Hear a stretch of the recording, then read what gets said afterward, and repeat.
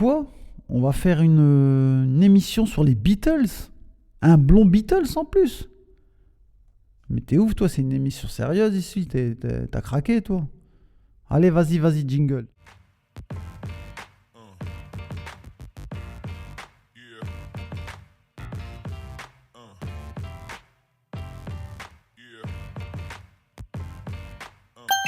Welcome, bienvenue à tous, bienvenue sur le meilleur podcast au monde, OKLM Sport, content de vous retrouver, j'espère que vous allez bien les amis, j'espère que tout se passe pour le mieux pour vous.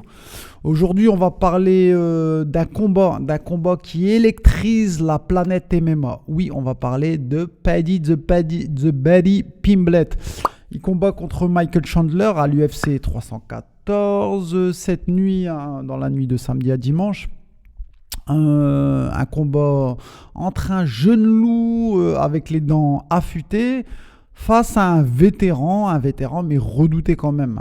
C'est un beau nom de la catégorie, Chandler. On va parler de leur parcours, ce que représente ce fight-là, et bien sûr ce qui peut changer dans la division pour l'un ou pour l'autre. Avant de commencer, on n'oublie pas de s'abonner à la chaîne OKLM Sport. OKLM Sport est disponible sur les plateformes audio, Spotify, Deezer et Tutti Quanti. On n'oublie pas aussi une éval 5 étoiles, ça donne beaucoup de force.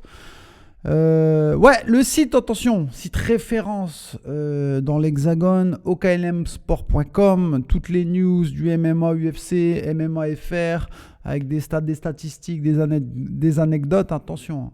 oklmsport.com. Attention, on arrive, on fait fort. Donc ça donne beaucoup de force. Allez-y, checker. Merci. People think of Paddy only as a grappler, but his kicks were on point. He's so good though, man. I'm so impressed with him. Like he keeps getting. I thought Jared Gordon beat him, and then Paddy fights Bobby Green, and he looks like a world beater. The strategy was perfect. Stay on the outside, his legs up, and then you realize how big Paddy is too. We normal weight and walking around about 88 kg, where after a fight week that I end up going up to like 95 or something, 93. You might underestimate how big Paddy is at 55. He's pretty big. He's a scouser. It's just fun. He looks like he's having a good old time when he's out there, and he could back it up. That fight moves him into elite status, right? So he's thinking right now about Islam. He's thinking about those guys at the top of the heap. Bon, c'est parti les enfants. Je bois une petite goutte là. On va parler de Paddy. Paddy Pimblett, c'est un nom qui fait beaucoup de bruit depuis son arrivée à l'UFC. C'est un gars clivant, c'est un personnage clivant qui fait couler beaucoup d'encre, qui fait sécher beaucoup de lèvres. Mais mine de rien, Paddy Pimblett, c'est 22 victoires pour 3 défaites en MMA. Et surtout depuis qu'il est arrivé à l'UFC, le gars, il a 6 combats pour 6 victoires à l'UFC dans la meilleure orga mondiale, quoi, numéro 1. Chez la catégorie des lightweight. Donc c'est quelque chose qui a son crédit total pour lui. Et c'est pas le... Comment dire ça ? C'est pas le cas de tout le monde. Hein. Le gars, il y a 6 combats, 6 victoires à l'UFC. On peut dire ce qu'on veut. Oui, c'est le chouchou de Dana White. Oui, il y a une ligne toute tracée pour lui. Mais quand même, 6 combats, 6 victoires dans la meilleure gars au monde. Chez les moins de 70 kilos, c'est pas tout le monde qui sait faire ça, quoi. Donc tout ça est à son honneur. Donc Paddy Pimblett, je vais revenir sur lui, une petite parenthèse bio. C'est un Anglais, il vient de Liverpool, c'est un Scouser. Oui, il vient de Liverpool, c'est un grand fan, attention. Paddy Pimblett, c'est un grand fan du Liverpool FC, le club de Mo Salah. Oui, en lice pour gagner la PL. La PL, Best League in the World. Comme au KLM Sport, Best Media in the World. Donc Liverpool, grand fan de Liverpool. Et Liverpool, attention, hier, petite news les enfants, Mo Salah a prolongé son contrat de 2 ans. En fin de contrat en juin 2025. qui faisait poireauter le club de Liverpool. Hein. On ne savait pas, il y avait des grosses touches dans d'autres clubs anglais, et surtout en Arabie Saoudite. Hein. Avec le club de Al Nasser, le club de Cristiano Ronaldo. Et il lui faisait un pont d'or pour le Khalas. Et malgré ça, Mo Salah a dit non, il reste 2 ans de plus à Liverpool. Donc très bonne affaire, hein, Liverpool en lice pour gagner la PL. Et une coupe aussi, la Carabao, non pas la Carabao Cup, je crois, encore une coupe nationale. Et Mo Salah fait une saison extraordinaire, il peut être dans la discussion pour être Ballon d'Or cette année. Donc très très bonne news pour lui, pour le club, pour la PL, pour les fans, pour Paddy Pimblett, pour revenons à Paddy Pimblett. Donc c'est un Scouser, il vient de Liverpool. Il a un accent bien prononcé, bien marqué, avec un charisme naturel. Hein. Il est vraiment atypique. Paddy Pimblett, hein, avec son physique blond, une touffe un peu vers l'avant, Beatles, avec une articulation quand il gagne un peu bizarre, quoi. C'est un personnage clivant, mais le gars a une grosse communauté derrière lui. On le voit, il y a une grosse fan base quand on voit les fans quand ils combattent en Angleterre, même aux États-Unis, avec des perruques blonds. On voit qu'il y a un gros soutien Paddy Pimblett. Mais derrière ce mec-là, derrière ce show, c'est un vrai combattant, Paddy Pimblett. Oui, il y a un grappling solide. Il est black belt de jiu-jitsu brésilien. Il y a un striking pas très affûté, mais tu sens qu'il s'améliore de fight en fight, hein, qu'il n'arrête pas de progresser, malgré ce qu'on pense. Hein. Et surtout, il y a un très bon fight IQ, hein, une intelligence de combat. Hein, il analyse vite et bien. Et tu vois que surtout il apprend vite et il n'arrête pas de s'améliorer de fight en fight, et surtout à ne pas négliger. Et petite parenthèse aussi, hein, Paddy Pimblett, c'est un combattant qui combat à 70 kg, mais hors fight, hors combat, dans la vie de tous les jours. C'est un bibadom. C'est un gros lard, c'est un gras du bide. Hein. Il fait que bouffer. Hein. Il pèse hors fight entre 91 et 92 kg. Vous voyez pas le cut qu'il fait. C'est un truc de malade. Il cut plus de 20 kg pour combattre. Et regardez le personnage entre une fight week et un hors combat. Hein. C'est même pas un personnage, c'est pas la même personne. Hein.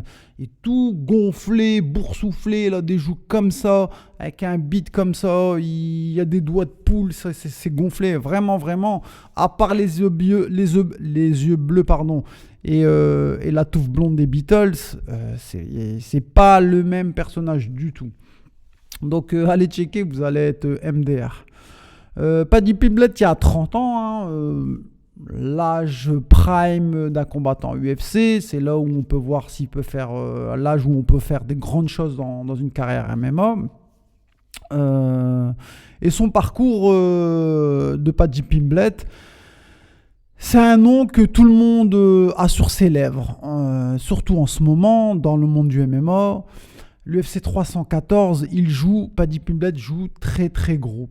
Il affronte Michael Chandler, un vétéran, un dur à cuire à l'UFC, dans un combat que beaucoup considèrent comme c'est le main event du peuple. C'est le vrai main event de l'UFC 314. Alors pourquoi autant d'attention sur Pimblett ? Parce que ce combat, pour lui, c'est bien plus qu'une simple victoire à aller chercher. S'il gagne Paddy Pimblett, il pourrait se retrouver en lice pour pas un combat pour le titre, je dirais pas ça, mais à une demi-finale.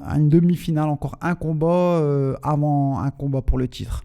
C'est simple, Paddy Pimblett, si il passe l'obstacle Chandler, il passera dans la cour des très bons combattants de la catégorie.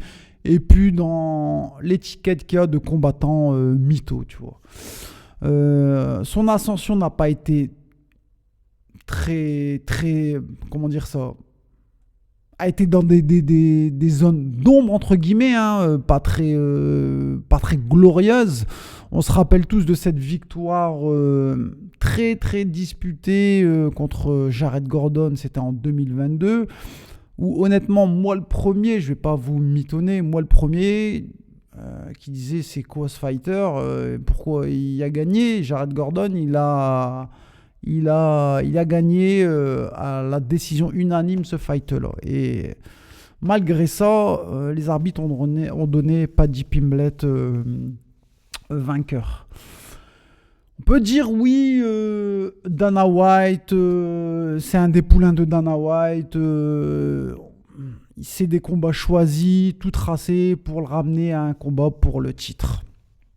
Je suis d'accord avec vous, il n'y a pas de souci, c'est pas bien, c'est pas sportif, c'est pas fair play. Mais honnêtement, déjà l'UFC c'est une ligne fermée, c'est pas fédéral, il n'y a pas un consensus derrière qui peut dire ça, on peut faire, ça on fait pas. C'est une ligue fermée, c'est Dana White qui choisit et qui fait le bon temps dans cette organisation. Et comment dire ça ? Ouais. N'importe quel combattant de l'UFC, de toutes les organisations du monde, si le boss est derrière toi, te chouchoute, te donne des petits, comment dire ça, des petits avantages sur ta carrière, sur ton business, sur tout, je connais aucun combattant qui va dire non à ces avantages-là. Non, ça n'existe pas. Moi, toi, lui, elle, si ton boss à l'entreprise où tu bosses tous les jours, là, ton boss, parce qu'il aime bien ta gueule, tu sais pas pourquoi, il aime bien ton parler, il aime bien je sais pas quoi sur toi, et si tu peux bénéficier d'un avantage au boulot, dis-moi la vérité si tu diras non. Non, c'est pas vrai, c'est mytho. Tu vas prendre ces avantages-là. Tu dis, je sais pas ce qui se passe avec mon boss, mais il m'aime bien.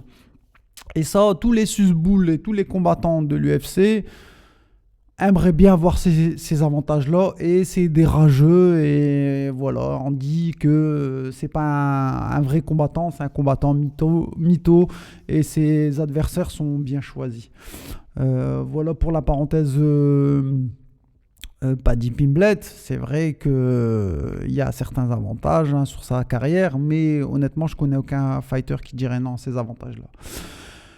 Mais malgré ça, Pimblett continue de faire parler de lui, et en plus, le mec, il gagne, il continue d'empiler les victoires à l'UFC. Je vous l'ai dit juste avant, 6 combats à l'UFC, 6 victoires. Et sur ces 6 victoires, attention, Paddy Pimblett, c'est 4 finishes, 3 soumissions et un KO. Donc le mec, il fait pas caler jusqu'à la décision pour gagner ces combats-là. Et je répète, dans la catégorie des 70 kilos, et c'est pas donné à tout le monde. C'est pas donné à tout le monde. Honnêtement, le gars, il continue de construire sa fanbase en gagnant, en parlant de lui en bien ou en mal. Une fanbase qui devient de plus en plus fidèle à lui, partout dans le monde, il n'y a pas qu'en Angleterre. Et le mec, mine de rien, sur ces 2 derniers combats, il a combattu contre Bobby Green, un mec gatekeeper de la catégorie, qui a combattu contre des beaux blazes dans la catégorie des 70 kilos. C'est un nom quand même du top 15 de la catégorie.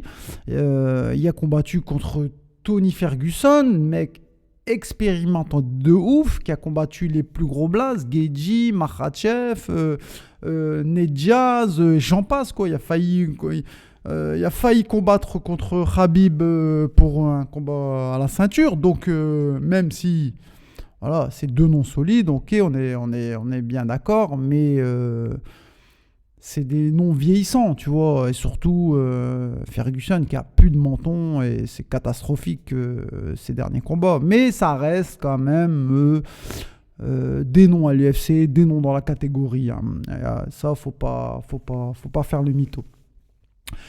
Maintenant, il a un gros test face à lui.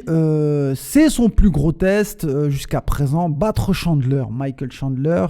Si ça se passe bien pour lui, Paddy Pimblett, alors là, il y aura plus beaucoup de monde qui pourra dire que c'est un mytho. Il pourra dire qu'il est prêt pour viser le top 5, le top 3 de la catégorie. Avant, pourquoi pas, chercher un avant-dernier combat contre Islam Makhachev.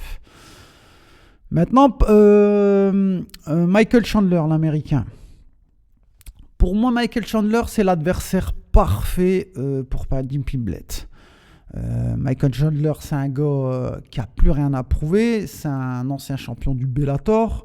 Mais tu vois que quand il est arrivé à l'UFC, je ne sais plus c'était en quelle année, 2021, 2022, 2021 il me semble, en allant à l'UFC, il y a eu un plafond de verre pour lui, tu vois. Le mec, il est venu à l'UFC, meilleure organisation du monde. Il a combattu contre les top blasts de la catégorie, mais il a accédé à un plafond de verre et tu vois que chercher une ceinture pour lui, c'est carrément mort. C'est un ancien champion du Bellator avec un style explosif, toujours prêt à faire la guerre. Hein. Le mec, c'est un pitbull enragé, c'est un showman. Il veut faire la guerre à chaque combat. C'est un mec qui veut jamais aller à la décision. Il veut chercher les finishes. Hein. Demandez à Tony Ferguson. Il s'est pris une pointe dans le menton. Là. Il a déformé le visage en deux. Le bilan de Michael Chandler, c'est 23 victoires pour 9 défaites. Donc un très bon Sherdog, un très beau passeport. Et qu'est-ce que j'allais dire ? Par contre, surtout à l'UFC, Michael Chandler, sur ses 5 derniers combats, c'est qu'une seule victoire. Oui, c'est faible, il y a un ratio qui est très très faible. 5 derniers combats, une seule victoire. C'est pas ouf du tout. Mais après, sur les 5 derniers combats, il a combattu contre le gratin, la crème de la catégorie. Hein. Des noms comme Charles Oliveira, Justin Gaethje, Dan Hooker, bref, hein, vraiment le très très haut du panier. Mais comme je vous l'ai dit, il n'y a pas, à part Dan Hooker, il n'y a pas passé le step du top 3 de la catégorie, top 3, top 2 de la catégorie, hein, avec Oliveira, Gaethje et Poirier. Hein. Chandler, c'est le combattant qui met beaucoup de pression dès les premières secondes du fight. Hein, il frappe fort. Demandez à Ferguson. Il va de l'avant, il se pose pas de questions. Hein, le mec, c'est un bagarreur de saloon, quoi. Tu vois, et garde main basse, surtout quand tu vois qu'il se fait démonter premier, deuxième round. Tu vois, le dernier round, ou si c'est un 5 rounds, les 2 derniers rounds. Il n'y a plus de garde, quoi. Le mec, il fait que avancer. Après, bon, c'est pauvre techniquement, mais quand même, hein, c'est le plus gros cap de Michael Chandler. C'est un bon nom de la catégorie. Honnêtement, c'est l'adversaire parfait. Chandler a 37 ans. Il joue gros sur ce fight-là. Une défaite contre un jeune combattant comme Pimblett. Il faut le dire clairement, ça lui met un stop pour un run pour le titre, malgré une descente dans la hiérarchie en plus. Mais je vous l'ai dit, depuis qu'il est arrivé à l'UFC, il y avait beaucoup d'espoir sur Chandler, ancien champion du Bellator. Au Bellator, il se baladait, faut dire ce qu'il y a, il se baladait. Mais que tu as vu quand il est arrivé, il y a une différence quand il est arrivé à l'UFC. On lui a donné tout de suite le gratin de la division. Il n'a pas su passer le step. Maintenant, ce qui peut se passer stratégiquement. Chandler, on le connaît, il veut mettre KO, il avance, il cogne, il est dur à stopper honnêtement. Hein, mais face à lui, Paddy Pimblett va devoir un peu casser le rythme, hein, éviter de se faire enfermer contre la cage. Et surtout éviter les amener au sol. Mais maintenant, les amener au sol, Paddy Pimblett, je l'ai dit, hein, black belt de JJB, opportuniste sur les soumissions. Il y a un grappling qui est très très fluide. Il y a des soumissions très dangereuses, hein. Rien qu'en clinch, en saisie de lutte. il peut te soumettre, Paddy Pimblett. Il est très très souple, il n'est pas rigide du tout. Il est vraiment flexible, le mec. Et il peut trouver des soumissions sur des formes de corps un peu bizarres. Il est vraiment très dangereux sur ces phases de transition, ce clinch et de ces phases au sol.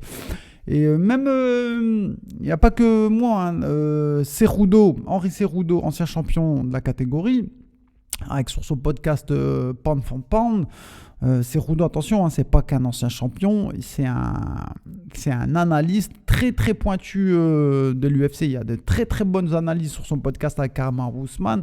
Pound for Pound, allez checker, vraiment, c'est une pépite ce podcast-là. Trouve que Pimblett est en constante amélioration et honnêtement, il peut terminer le combat avant la fin du round, et il voit aussi qu'il y a une très très bonne progression de Pimblett, et Pimblett peut créer cette surprise-là. Et honnêtement, attention, des combattants du style de Pimblett, il n'y en a pas. C'est pas, il est bizarre quand il fight, quand il strike, quand il grappe, quand il est au clinch, quand il est en phase de scramble et tout. Il est froid, tu vois, il te regarde, il te fixe, il est froid, il est sans émotion. C'est compliqué de trouver un adversaire comme Pimblett. Il est vraiment, vraiment atypique, ce mec-là. Maintenant, les enjeux, c'est un combat. Ce combat-là, c'est pas juste une étape. Ça peut être un tournant dans la carrière de Pimblett. Je vous l'ai dit, il a 30 ans, il a son prime. 30 ans, c'est le prime d'un combattant MMA. Une victoire contre Chandler, ce serait une preuve énorme. Oui, une preuve énorme. C'est envoyer un message clair dans la division. De dire je suis là, je suis prêt, je veux le title shot. Et il a dit il y a une semaine, il a été interviewé sur la chaîne anglaise TNT Sport. Son plan de carrière à court moyen terme, c'est gagner contre Chandler, prendre des noms juste après comme Oliveira ou Gaethje, et s'il passe le step Oliveira Gaethje, 2026 un combat contre le titre contre Makhachev s'il ne monte pas chez les 77 kilos. Donc vraiment, c'est cette victoire contre Chandler à l'UFC 314, c'est vraiment un enjeu capital pour Pimblett. Et ça le mettrait dans le top 5 de la division. Ce serait vraiment énorme pour lui. Et on aura d'autres idées sur lui, d'autres a priori sur Pimblett. Maintenant, les enjeux sur Chandler, c'est un moment aussi charnière pour lui. Il sort d'une défaite contre les meilleurs. Il a encore beaucoup de codes. C'est un Américain, il est spectaculaire, ancien champion. Il aux États-Unis, voilà, Chandler, c'est un nom. Mais une défaite contre un rookie, un débutant comme Pimblett, ça pourrait le foutre à mal dans son statut, dans sa carrière actuelle. Et honnêtement, 37 balais. Je connais pas beaucoup de monde à 37 balais aller chercher des titres. Honnêtement, ça, historiquement, j'ai pas le souvenir à 37 balais un mec repart, surtout si en phase descendante, rechercher un titre. À un moment, José Aldo, quand il a perdu son titre contre McGregor, il avait fait un bon run à son retour. Mais on l'a vu juste après contre Merab Dvalishvili. Voilà, les genoux, c'est du MMA 3.0, tu vois. C'est chaud quand t'es vétéran comme ça de revenir au top. Soit tu choisis d'être un combattant gatekeeper qui veut faire ses fights, prendre son oseille, être spectaculaire, continuer à avoir une hype autour de toi, mais tu sais que finalement le titre c'est mort. Ou tu as une deuxième opinion de toi-même et tu dis, bon, moi je combats juste pour le titre. Si le titre, là c'est mort, 37 balais, je viens de perdre. j'arrête ma carrière, quoi. Tout dépend de sa vision de carrière à Chandler. Maintenant, l'UFC 314 a lieu à Miami. Les fans là-bas sont en feu. Les réseaux sociaux, ça part de fou. Les forums, les analyses, tout le monde veut voir ce fight-là. Vraiment, Pimblett, c'est un vrai test pour lui.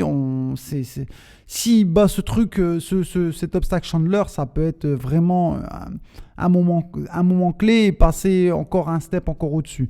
Et puis, on est à Miami, les enfants. À Miami, la ville de Chico, de Scarface, de Tony Montana.